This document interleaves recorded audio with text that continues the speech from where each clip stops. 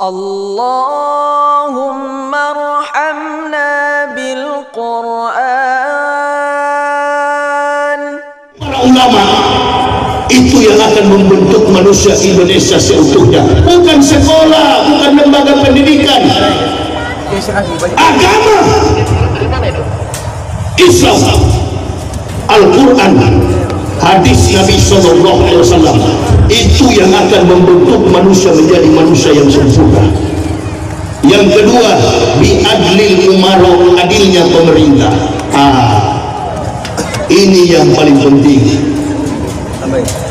Saya selalu katakan, kalau orang hafal Pancasila bukan dari satu ke bawah, ketuhanan yang Maha Esa, kemanusiaan yang adil dan beradab, persatuan Indonesia, kerakyatan yang dipimpin oleh hikmat kebijaksanaan dalam permusyawaratan perwakilan, keadilan sosial bagi seluruh rakyat Indonesia. Persoalan eskalasi konflik bahkan sesama masyarakat Indonesia saling membunuh, persoalannya cuma satu, karena ketidakadilan yang terjadi bagi bangsa ini. Betul apa betul?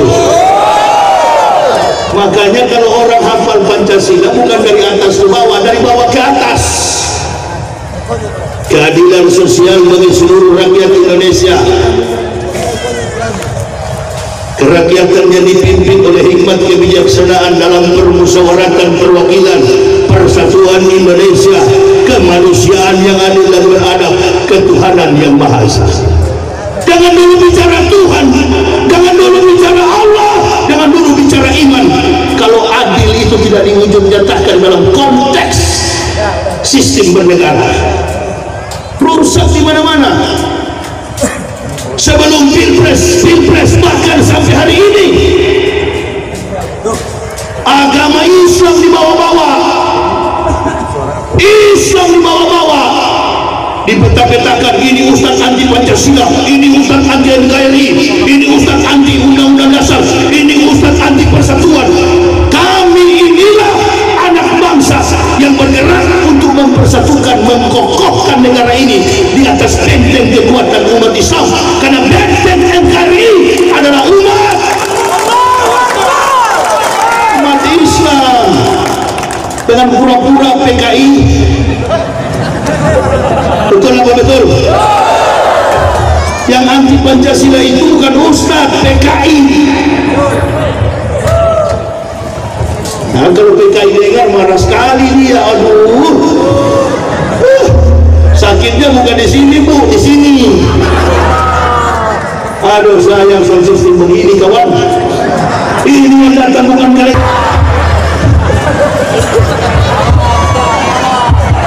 Masalah habis berakhir. Udahlah, ikuti aja apa yang ada. Yang ketiga, padahal panjang ini, tapi potong-potong, singkat-singkat lah. Siap-siap mobil ber, jalan kita. Sudah dihidupin. Sabar. Belum tahu ya waloni kalian.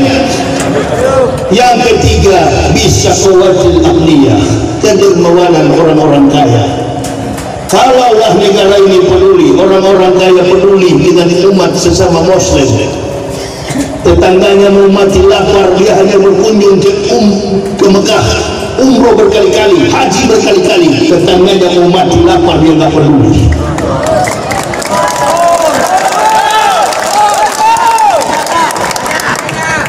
Nah, bangga kan? Sawitnya berhektar-hektar, karetnya berhektar-hektar. Saya tanya tadi, apa mayoritas pekerjaan umat di sini? Petani, Ustaz. Petani itu lebih kaya daripada pegawai. Petani itu lebih kaya daripada pejabat. Petani itu adalah orang yang memerintahkan dirinya sendiri mendapatkan berkah dari Allah Subhanahu wa Ta'ala.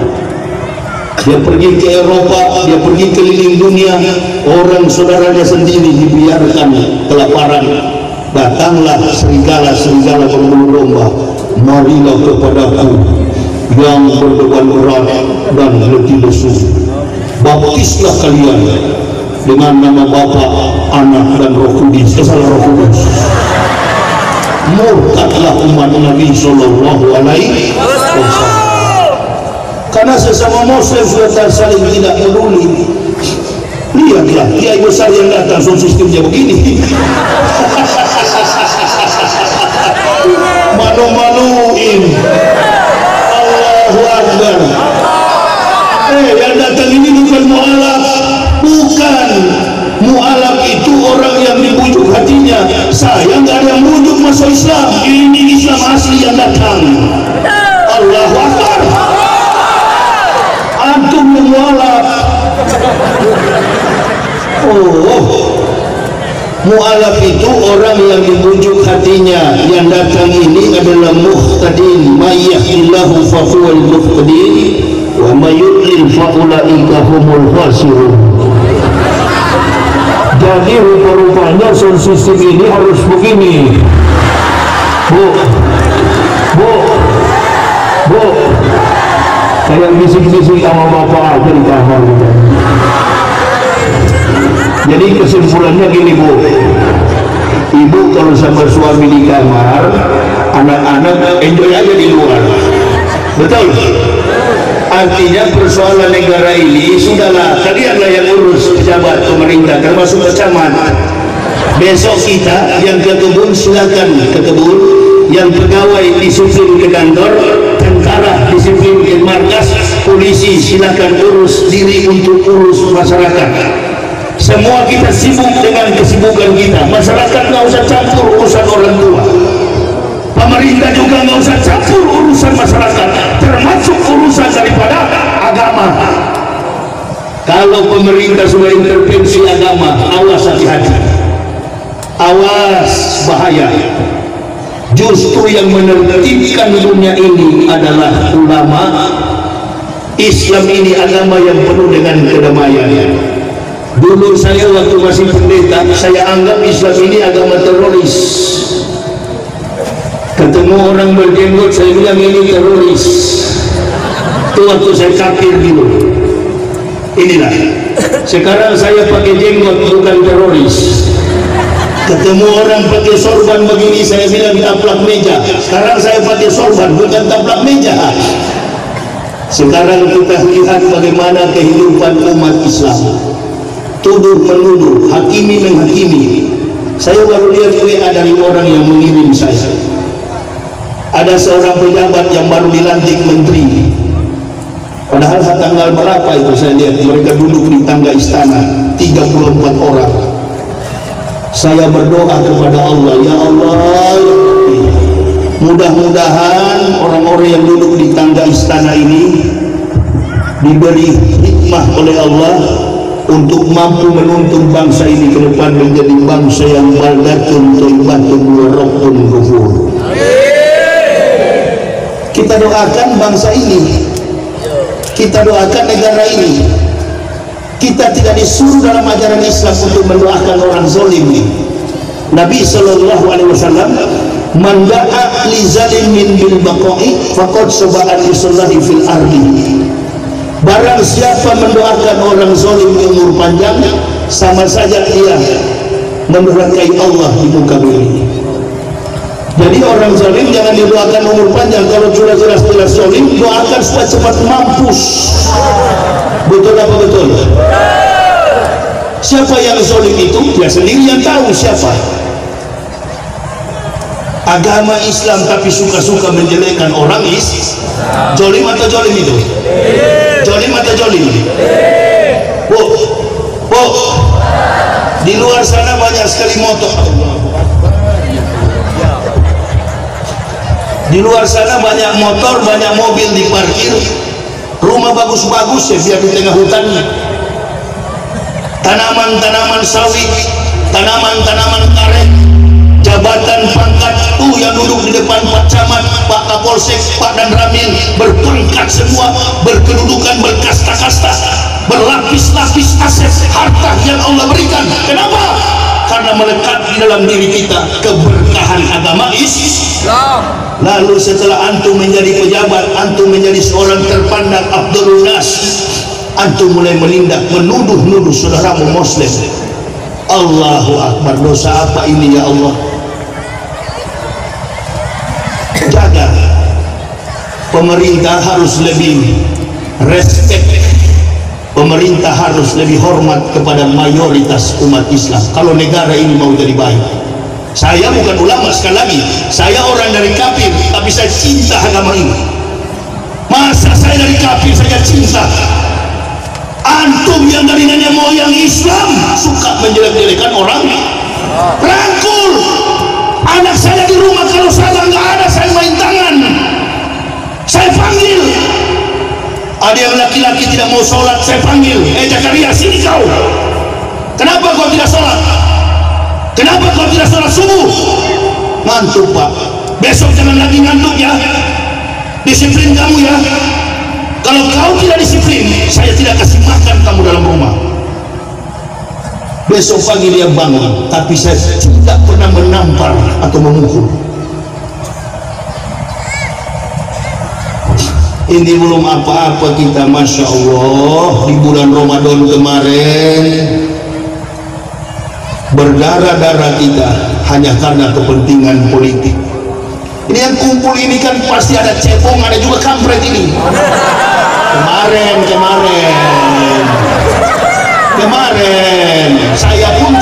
saya pun kemarin kampret. Ngapain bohong-bohong, memang betul. Saya pilih Pak Prabowo kemarin, alhamdulillah kalah. Apa yang kita pertengkarkan, kenapa kita berkelahi, itu terus dibawa-bawa kemana-mana sampai hari ini. Sudahlah, sudah duduk di tangga istana, cebong dan kampret sudah selesai, si kampret ke dalam. Ngapain kita ribut lagi? Bersatu kita menjalin ukhuwah Islamiyah, menata kehidupan Indonesia yang lebih baik ke depan. Pak Jokowi tinggal berpikir bagaimana ekonomi ini diperbaiki. Pak Prabowo masuk ke dalam istana, ribut masyarakat. Ustaz, bagaimana itu Pak Prabowo sudah masuk ke dalam pemerintahan Jokowi? Loh, apa salahnya? Beliau orang Indonesia, beliau kesatria, pejuang, mantan Kopassus, jiwanya militer. Saya anak tentara, tahu bagaimana jiwa seorang militer, cinta kepada negara Kesatuan Republik Indonesia. Bukan mengabdi kepada Pak Jokowi, bukan mengabdi kepada negara Kesatuan Republik Indonesia. Allahu Akbar. Bisa suaranya. Saya kira itu yang bisa saya sampaikan. Yang keempat adalah bidakwatil fuqara'i, doa orang-orang miskin. Pak Camat, saya kira itu yang bisa saya sampaikan. 4 poin yang menjadi pilar kekuatan kita untuk menata lebih jauh masa depan bangsa dan memperkokoh kekuatan akidah Islam di masa datang. Ingat baik-baik wahai jamaah, hancurnya kalau Islam ini sudah retak, agama ini sudah tidak lagi ada girohnya, maka tumbuhlah kehancuran bangsa ini. Masya Allah, bukan karena pemberontakan masyarakat, tidak. Kita sudah mencoba kemarin di Monas, kumpul berjuta-juta di Monas. Apa hasilnya? Yang dihasilkan adalah pertengkaran, perkelahian, bahkan pembunuhan, kematian di mana-mana. Stop. Saya nggak pernah bergabung dengan organisasi Islam manapun. Menegakkan agama ini tidak perlu personal. Menegakkan agama ini perlu profesionalitas, mampu membaca jejak-jejak politik di masyarakat. Yang saya sangat takutkan, bangsa ini kalau mayoritas sudah diselewengkan hak-haknya, yang saya takutkan ada satu persoalan yang tidak pernah tercatat dalam Quran dan hadis. Yang ditakuti di dalam Islam ini bukan doanya kiai, bukan doanya ustaz, bukan doanya ulama. Yang ditakuti dalam Islam ini sesuai hadis Nabi SAW adalah bidakwatil fuqara'i, doa orang-orang miskin.